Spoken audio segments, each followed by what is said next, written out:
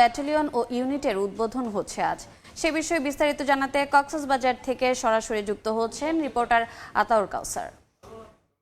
সীমান্তের অতন্ত্র প্রহরী বিজিবি যেই বাহিনীটি সীমান্তে বিশেষভাবে নজরদারিতে থাকেন এবং নিরাপত্তার কাজে নিয়োজিত থাকেন বিধায় আমরা সীমান্তের ভেতরের মানুষ নিরাপদে আজকে শান্তিতে বসবাস করতে পারছি। সেই বাহিনীটির তাদের যে কাজ সেই কাজ আরও জোরালোভাবে করার জন্য নতুন একটি ব্যাটালিয়ন আজ উদ্বোধন হতে যাচ্ছে। সেটি হচ্ছে বিজিবির 64 ব্যাটালিয়ন।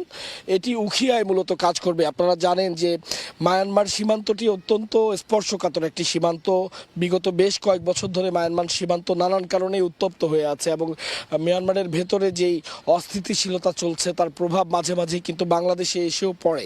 তো এই যে মাঝে মাঝে এসে পড়ে এবং সেই প্রভাব যাতে যতটুকু সম্ভব কম থাকে সে কারণে কিন্তু অত্যন্ত নিরবিচ্ছিন্নভাবে কাজ করে যাচ্ছে বিজিবি এবং সেই কাজ যাতে আরও জোরালোভাবে করা যায় সে কারণে বিশেষ নজরদারি দিতে নতুন এই ব্যাটালিয়নটির আজ উদ্বোধন হবে আনুষ্ঠানিকভাবে। এবং বিজিবির যে নিয়ম যে পতাকা উত্তোলনের মাধ্যমে আনুষ্ঠানিকভাবে এই ব্যাটালিয়নটি যাত্রা শুরু করবে। এবং আজকে শুধুমাত্র যে বিজিবির 64 ব্যাটালিয়নের উদ্বোধন হচ্ছে তা কিন্তু নয়। আপনারা জানেন মিলিটারি পুলিশের মতো বিজিবিরও একটি নতুন ব্যাটালিয়ন আজ উদ্বোধন হতে যাচ্ছে। সেটি হচ্ছে বিজিবির গার্ড পুলিশ ব্যাটালিয়ন।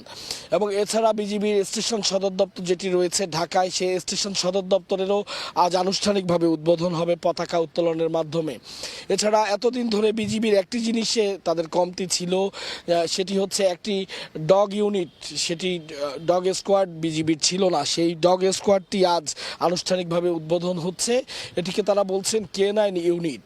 এবং শুধুমাত্র ডগ ইউনিট উদ্বোধন না, এটা যাতে আরও পেশাদারিত্বের সাথে যাতে কাজ করা যায় সে কারণে একটি ট্রেনিং সেন্টারেরও আজ উদ্বোধন করা হবে।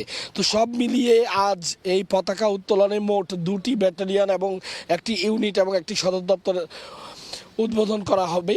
তো এটি আমরা যতটুকু জানতে পেরেছি এখনো পর্যন্ত যে স্বরাষ্ট্র উপদেষ্টা তিনি ঢাকা থেকে কক্সবাজারে এসেছেন এবং তিনি আনুষ্ঠানিকভাবে এর উদ্বোধন করবেন। তো এই উদ্বোধনের মাধ্যমে আসলে বিজিবি 64 উখিয়া যে ব্যাটালিয়নটি উদ্বোধন হবে তা কিন্তু আরও নিশ্চিদ্র নিরাপত্তা জোরদার করবে কক্সবাজার পুরো রিজিয়নটিকে, এমনটি আশা করছেন সংশ্লিষ্ট সবাই। তো এই ছিল আজ যে উদ্বোধন অনুষ্ঠান, সেই উদ্বোধন অনুষ্ঠানের সর্বশেষ তথ্য আমার কাছে। সরাসরি যুক্ত ছিলাম কক্সবাজারে।